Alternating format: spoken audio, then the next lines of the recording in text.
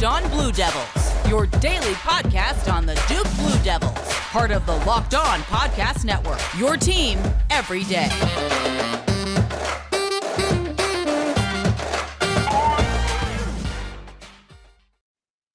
Hello, everybody, and welcome into another edition of the Locked On Blue Devils podcast. My name is JJ Jackson. I'm the host of the show. You can follow our show on Twitter at LO_Blue Devils. And you can follow me on Twitter at _JJ_Jackson_. You can follow and subscribe to Locked On Blue Devils for free wherever you get your podcasts. We're out 5 days a week.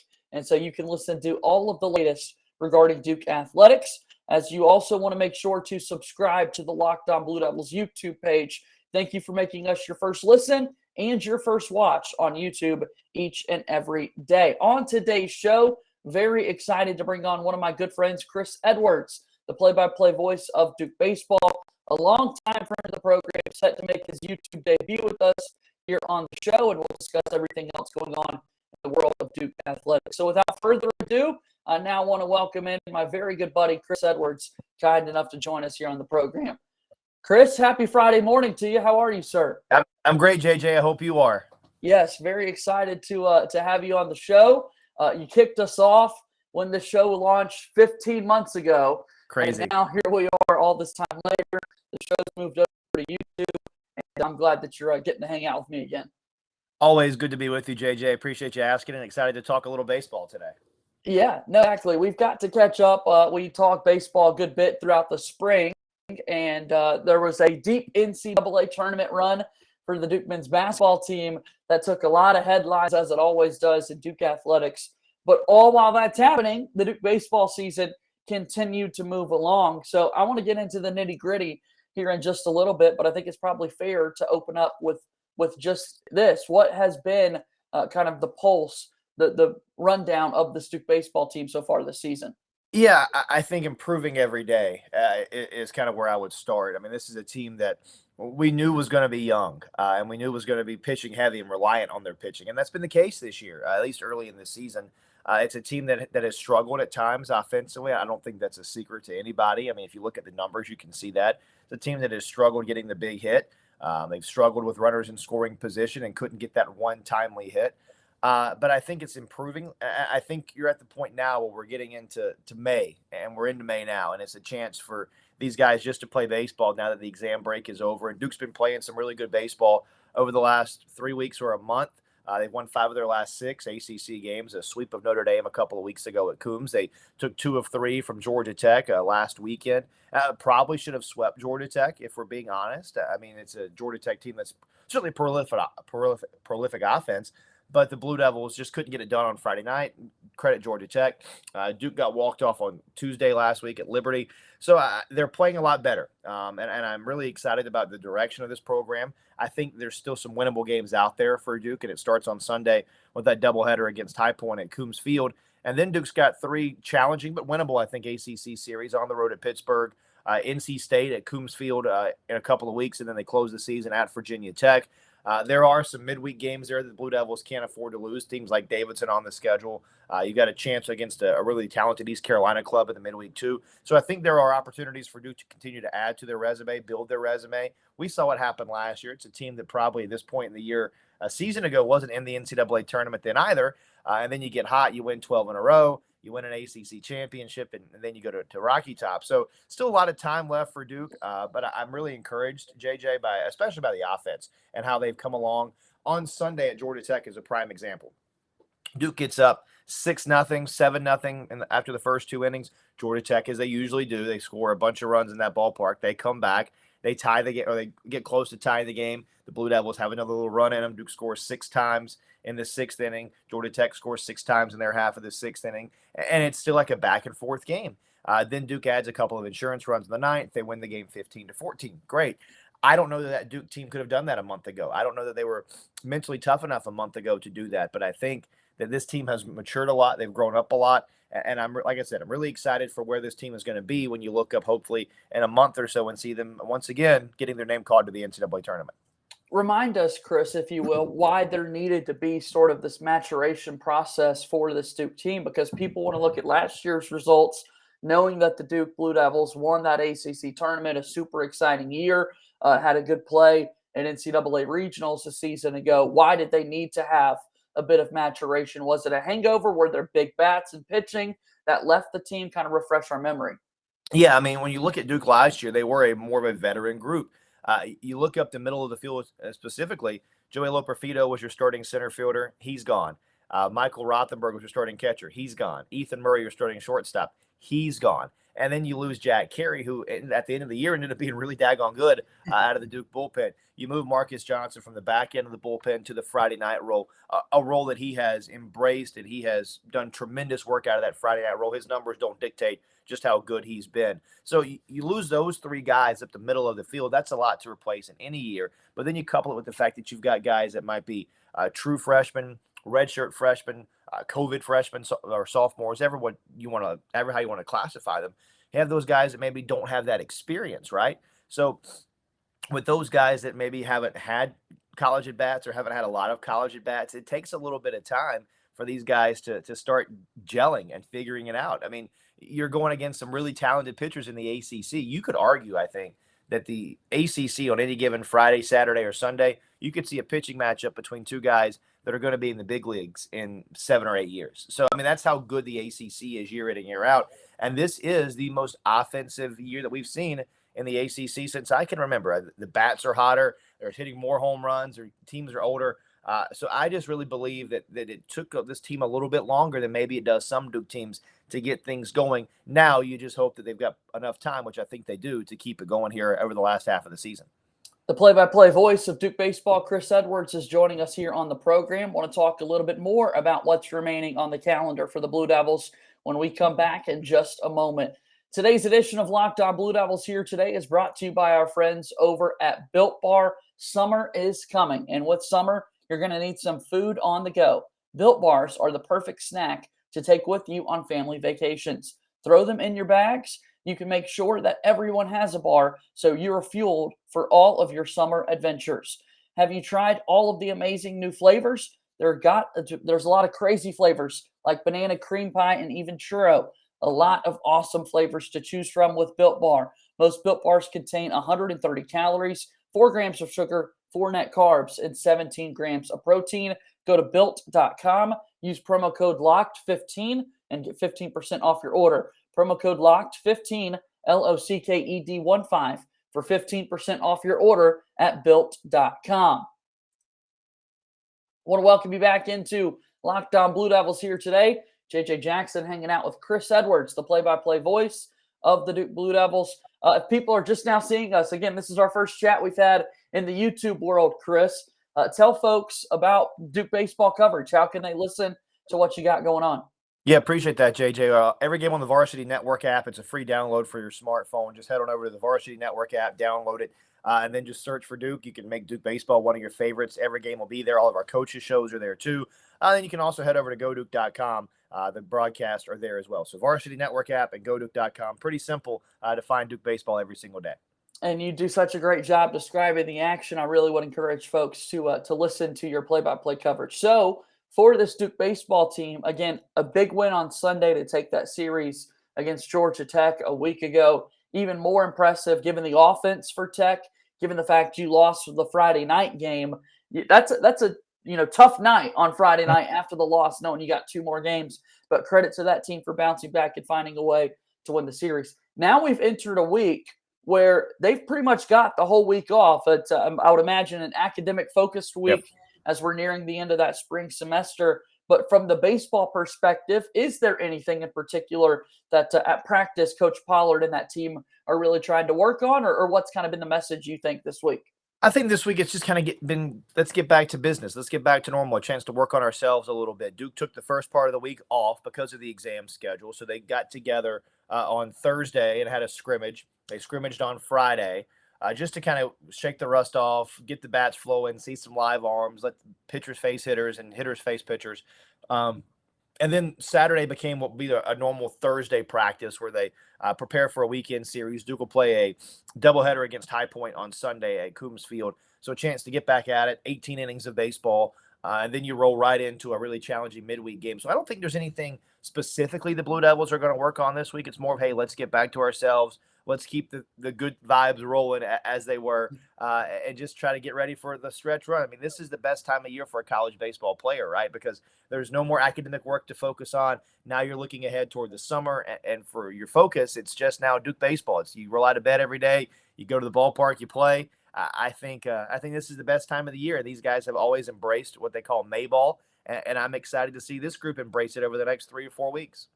Are you excited for 18 innings of baseball coming up on Sunday this weekend, Chris? I can't wait, JJ. I love it. There's nothing else I'd want to do than call 18 innings of baseball. It's going to be a lot of fun. Duke and High Point, and then they'll jump back into ACC competition to round out the year before postseason play starts for the Blue Devils.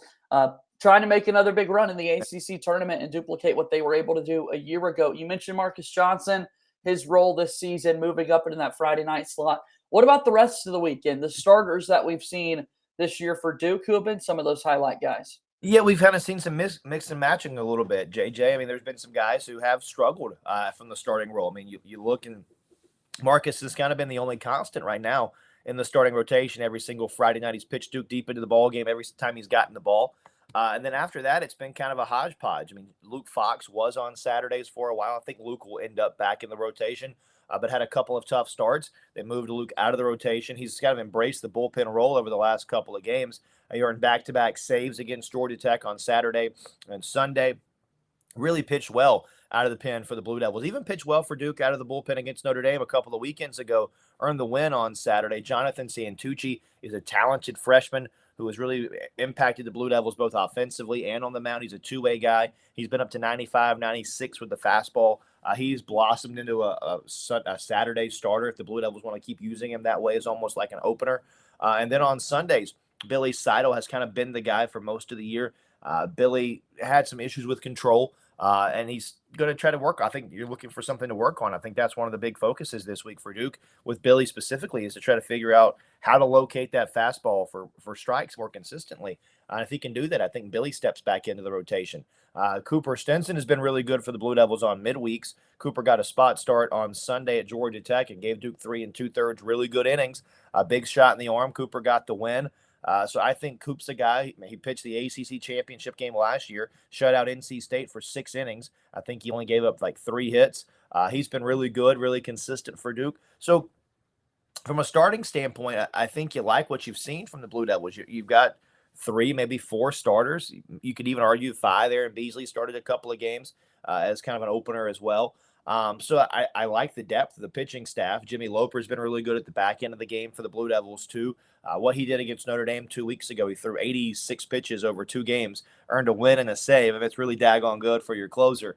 So I think there's definitely some depth there. There's some weapons there, and now it's about harnessing these guys and getting everybody to pitch well. Like on the offensive end, you got to start hitting well. You can't just have 1 or 2 guys going. You need 5, 6, 7 guys. You hopefully get going at the same time, and then you start to make a little bit of hay, which is what the Blue Devils have done the last 2 weeks. And we're hopeful that they're able to do that again, winning 5 of their last 6 ACC ball games. A good breakdown there of the pitching. So now we look at that offense, and you can look at the stats, Chris, right? And you could see RJ Schreck once again back there at the top. Graham Pauley, Chad Knight, the other 2 guys, just in the batting average number that you're kind of looking at. But tell us a little bit more about these guys in that Blue Devil offense. Oh, you remember RJ Schreck from last year, 3rd-team All-America, was really, really daggone good. He hit, I think, 18 home runs for Duke last season, was one of the all-tournament selections in the Knoxville Regional. He missed some time early in the year, had a nagging injury, but that seems to be better now, seems to be feeling better, and I think that you can tell that by the way he started to hit the ball to all fields. Graham Pauley has been so consistent for Duke. I could make a case, and I think most people who follow this team on a regular basis could make a case that Pauley's been the most consistent hitter for Duke all year long. He's a guy that's hit first, he's hit second, he's hit third, he's hit fifth. He's been all over the order.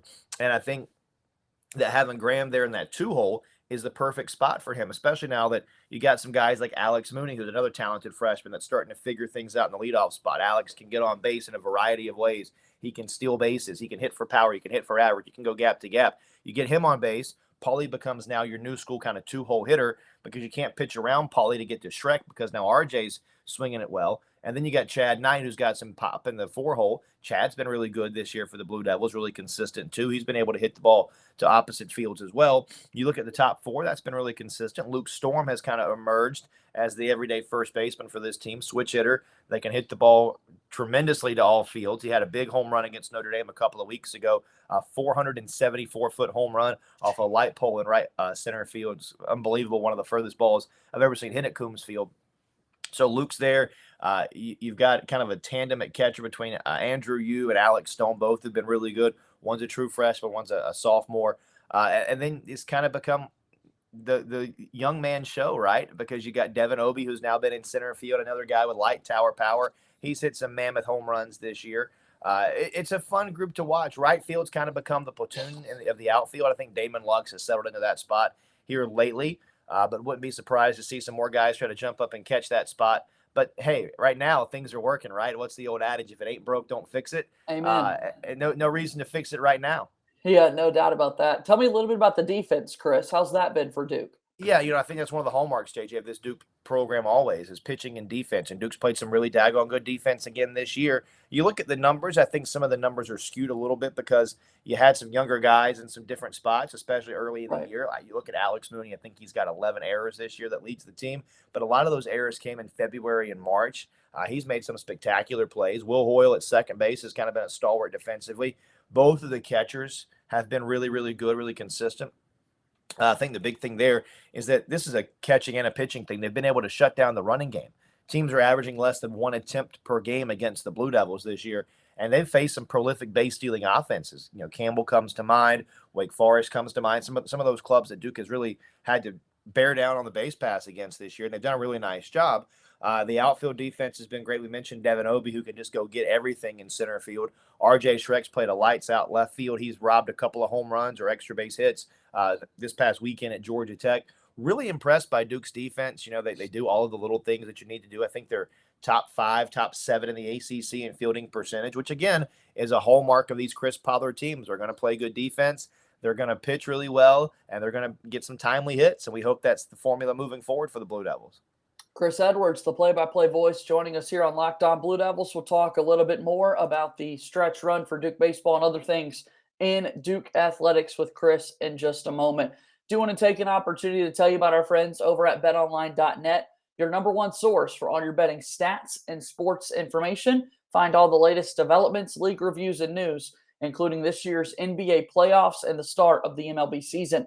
BetOnline is your continued source for all your sporting wagering information, from live betting to playoffs, esports, and more. Last night, we saw a very exciting first round of the 2022 NFL Draft. BetOnline.net has a lot of props and odds that you need to check out for today and tomorrow's action with the NFL Draft. Head to the website today or use your mobile device to learn more about the trends in action. BetOnline, where the game starts. Final few moments here today of Locked On Blue Devils. JJ Jackson hanging out with Chris Edwards. All right, it's near the end of the season for Duke baseball. Is this Duke team, what does the postseason look like for Duke? Are they trying to find themselves the best position possible in the ACC tournament? What exactly does that look like right now? Yeah, absolutely. I think if the season ended today, Duke would make the ACC tournament. Remember, just 12 teams make the ACC tournament. Only 14 teams play baseball in the ACC. Syracuse does not. So 12 of the 14 make it, 2 do not. So if it ended today, the Blue Devils would be in the tournament, I think is the 12 or the 11 seed. But look, they just got to win. What did Al Davis, the old owner of the Raiders, used to just say? Just win, baby. That's right. And that's what the Blue Devils have to do, just win. And like I said, they've got some winnable games up ahead of them. I think that all 3 series are certainly winnable series for the Blue Devils. They're going to be tough, 3 really competitive and good teams, especially a couple on the road. But they got to find a way to win. And if you can win more than you can lose down the stretch, you've got 9 ACC games left. If you find a way to go 6-3 in those 9, or 8-2 or 8-1, yeah, we'll take that, right? So I think if they can do that, if they can win these 3 series, you got a really good chance to get into the ACC tournament. Anything can happen then. Once you get to Charlotte, all you got to do is win 4 ball games. Easier said than done. And then hopefully you find yourself in the NCAA tournament comes Election Monday on Memorial Day. That's what we're hoping for. We will certainly wait and see with this Duke baseball team. Again, make sure you listen to all Duke baseball games. Go Duke.com, the Varsity Network app. I love the Duke Blue Devils app. You just click on the Duke logo, press listen, and next thing you know, you get to hear the great voice of Chris Edwards there. I want to talk about basketball a little bit, Chris, before we get out of here. That's obviously something that every Duke fan absolutely loves and can't get enough of, and we talk about it a whole lot. I want to hear from you, though, from someone that doesn't necessarily have your feet all the way into day-to-day operations and things for Duke men's basketball. What's it kind of been like watching these first few weeks of the Jon Scheyer era underway, or has it been a lot of reflection for you knowing that the Coach K era has come to a close? Yeah, a little bit of reflection for sure. I think all of us have reflected on that a little bit, JJ, and just what Coach means to Duke basketball and Duke University in general, and excited to see what Coach Scheyer is going to do. Obviously, they've got some great recruits coming in. It's going to be another talented club, but really looking forward to seeing the Blue Devils tip it off here once we get into November. Certainly going to miss Coach. It's going to be weird not seeing Coach there on the sideline when the season gets underway in a few short months, but looking forward to the future for sure for Duke men's basketball. We'll say this. I mean, the fact that Jon Scheyer already has the #1 recruiting class in his first two seasons, like 2022 and then the high school class of 2023, already at #1. No coach has ever done that before, stepping into a program, and he's got to go out there and do it himself. I mean, that's why this past summer Coach K stayed back in Durham with his current guys and let Jon Scheyer get a head start on the recruiting trail, and it certainly has paid off.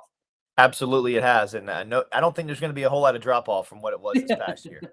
That's certainly what we like to hear. You also are the play-by-play voice of Duke women's basketball. Carol Lawson is building a really exciting program for Duke. They've had a couple of players commit, and this time of year for football, for basketball, for all the sports not in season, the transfer portal is so crazy, so hectic. It's kind of hard to keep up with all the moves. But what's going on with Carol Lawson's program? Yeah, I got a couple big commits, one from Oregon State, one from Tulane the last couple of weeks. So have a post player, maybe a couple other options coming too. I'm not exactly sure, but excited about this group. They've got a lot of good talent returning. Celeste Taylor, I believe, is going to be back. Cheyenne Day-Wilson, who was the ACC Freshman of the Year last year, certainly an exciting player. Will do big things for the Blue Devils again this year. Just excited to see the continuation of growth for this program. This is really year 2 for Kara. Remember, Duke didn't play the season a couple of years ago, opted out after the first 4 games. So last year, the first full season for Kara. Really excited about seeing the next step for this program as they continue to build, and hopefully we all believe it. I believe it. I think everyone associated with our program believes this is just the first baby step towards something great that's going to happen for Duke women's basketball. Kara's got to go in the right direction, and we hope to see a lot of people out at Cameron this winter. You're with the Blue Devil Network, and of course, your partner David Shoemate is going to be back at Wallace Wade Stadium before we even know it, with football season starting back up, the Mike Elko era getting underway. We saw the Duke football spring game take place, and it seems like there's a lot of positive momentum within that program. How thrilled are you to see it officially kick off? And I know that there are a lot of conversations, I'd imagine, between you Blue Devil Network guys about what this upcoming year could be. Yeah, going to be a lot of fun. I'm excited to see what Coach Elko is going to do. We had him on the radio a couple weeks ago. He threw out the first pitch before one of the Duke games against Notre Dame at Coombs. Yeah, so excited to see what Coach is going to do. I think the team looked great at the spring game a couple of weeks ago. So look, it's going to be a fun brand of football. He's going to be exciting, and I hope a lot of people come out and get on board early with this program, because I think big things are coming for Coach Elko and the Blue Devils. I really do. Chris, I really do appreciate you taking time today to join me here on Locked On Blue Devils. Thank you for doing this. Always, JJ. Good to be with you.